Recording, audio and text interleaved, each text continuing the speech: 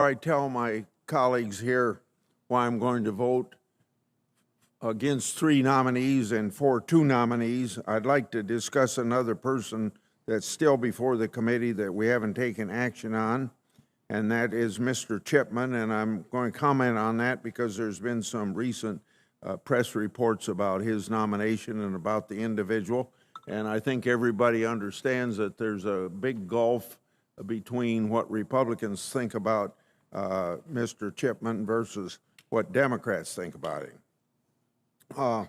My colleagues and I have sent Chairman Durbin 2 letters requesting that he be brought back before the committee for further questioning. As we noted in our most recent letter, it seems every day there's new information concerning how unfit this individual to be head of ATF.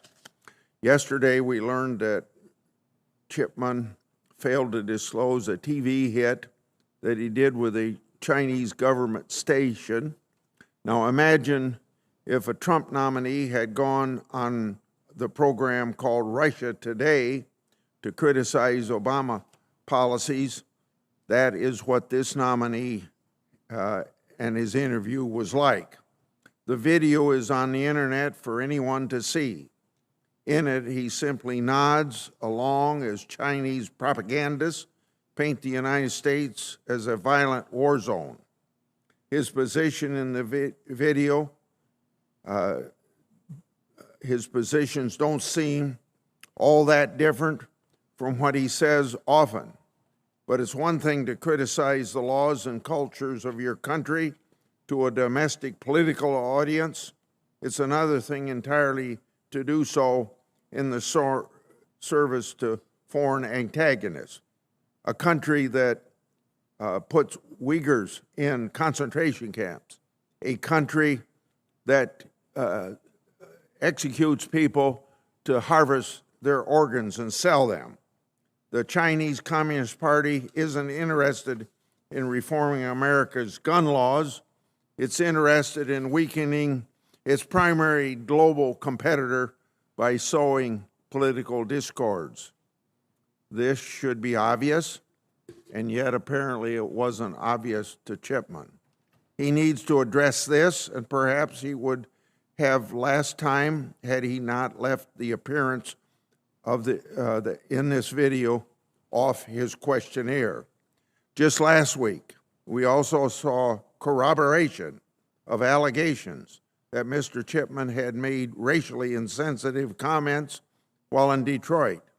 The chairman shot the messenger, as it were, by dismissing the corroboration as having come from pro-Second Amendment websites, but in fact is that there are numerous agents, current and former, on and off the record, who attest to these allegations as well as problems with Chipman's time in Detroit. So, to be very clear, we didn't call for further committee action until these rumors were corroborated by independent reporting. Now that we have that corroboration, we should hear from Chipman about his time in Detroit, and the chairman should help us get the secret documents we need from the Justice Department to see what really happened at the time period in question. Sunshine is the best disinfectant after all. As I've said many times, my constituents are very concerned about Mr. Chipman, and it is a sentiment that I also share. But these corroboration allegations and his Chinese propaganda video go beyond Mr. Chipman's policy views to character, effectiveness, and judgment. If the administration is going to insist on this nominee to lead ATF, I think the committee needs, at a minimum, to ask him more questions. Now, turning to today's nominees, and as I start out, Mr. Chairman, judicial canons aside or not, I will be voting for Myrna Perez. While she seems very sincere in her progressive views, I think she's pretty clearly the most outspoken liberal judicial nominee we've seen in this administration, and of course that's saying something.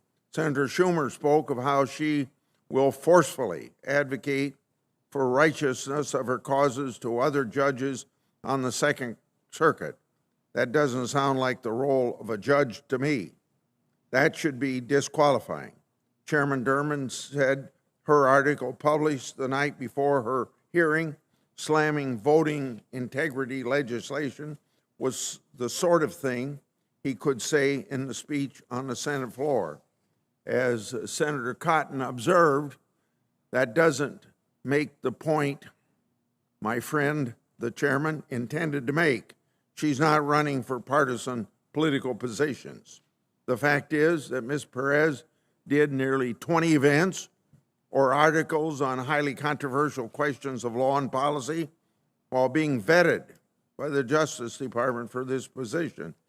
She's even attacked an amicus brief by committee Republicans weeks before she knew her nomination would be in front of us.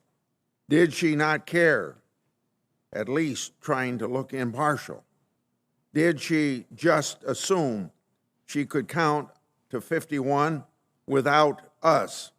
Was she so passionate she couldn't help but speak her political mind?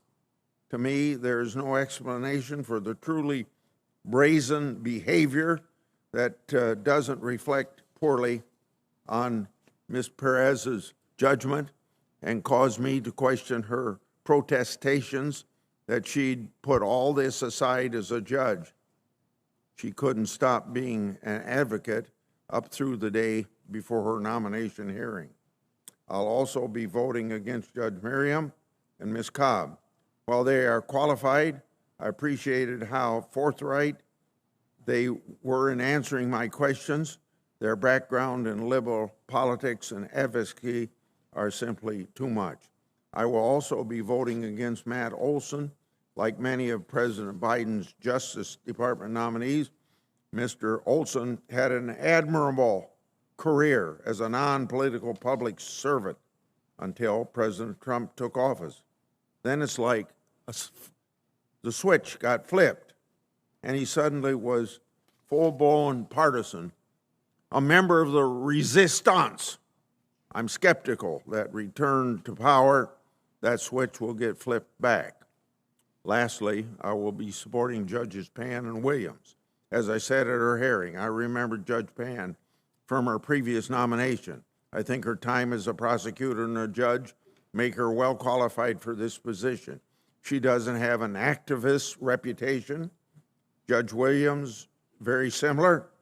Her work as a magistrate doesn't appear activist like many of the others we've seen in the committee this year, and her time defending municipalities and police departments give her good diversity of perspective. Thank you very much. Thank you, Senator Grassley, and thank you for the French lesson this morning. We appreciate that very much. Mr. Chairman.